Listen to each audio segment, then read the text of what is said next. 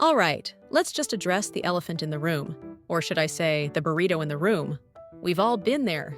You demolish a delicious bean burrito for lunch, feeling absolutely satisfied, and then a couple hours later, your stomach starts making sounds like it's trying to communicate with aliens.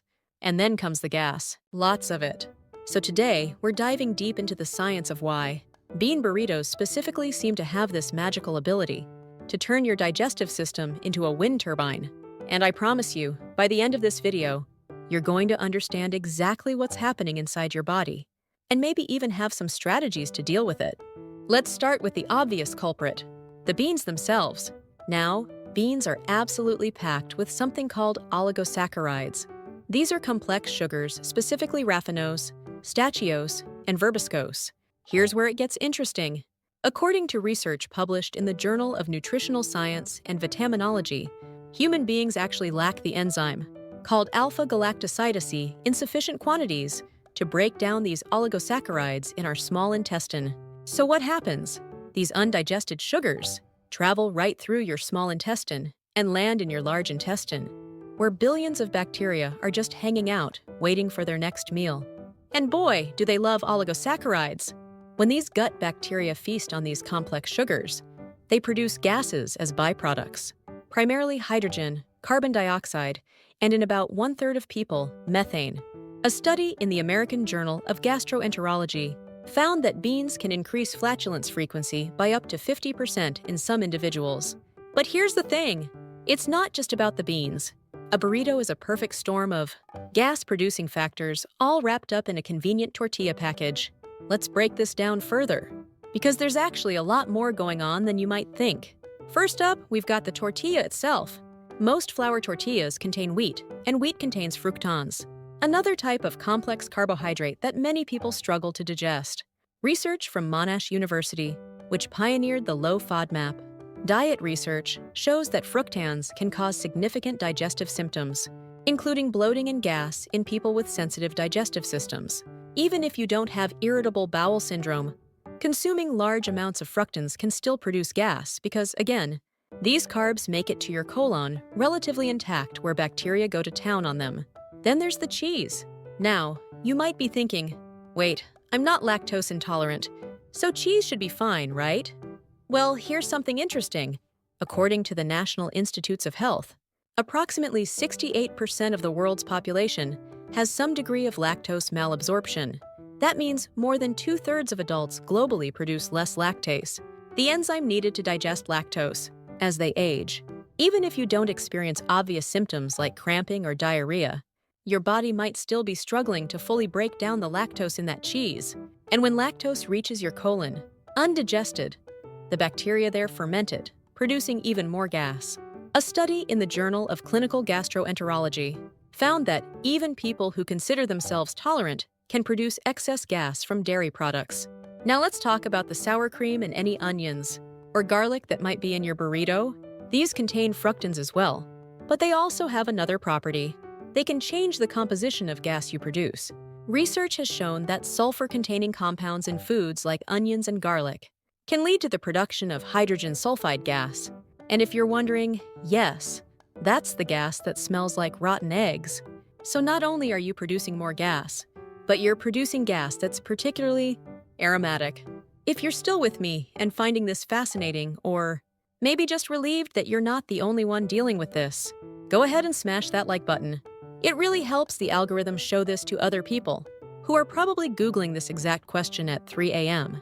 Okay, so we've covered the individual ingredients, but there's another factor that makes burritos specifically problematic: how we eat them. Think about it.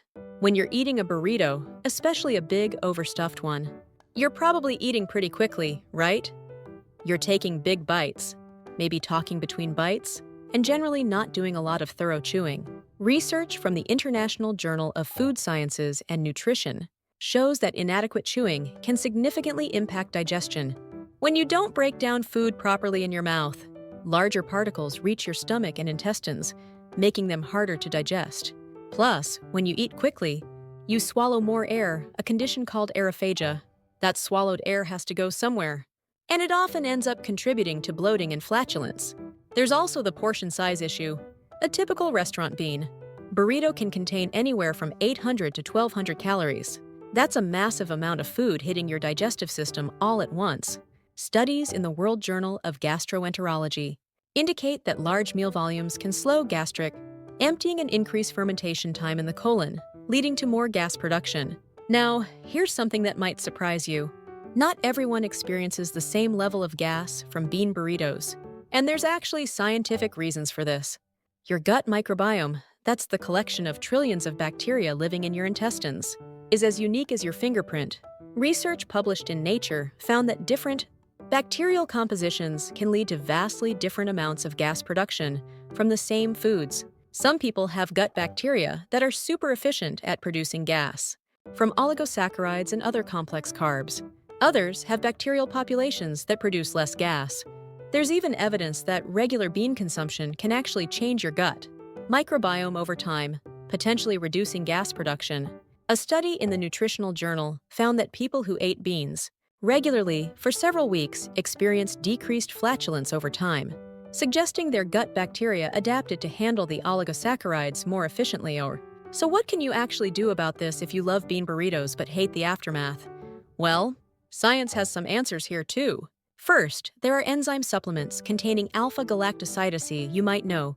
The brand name Biano. Research in the Journal of Family Practice showed that taking these enzymes with bean-containing meals can reduce gas production by breaking down those oligosaccharides before they reach your colon. Another strategy is soaking and thoroughly cooking beans.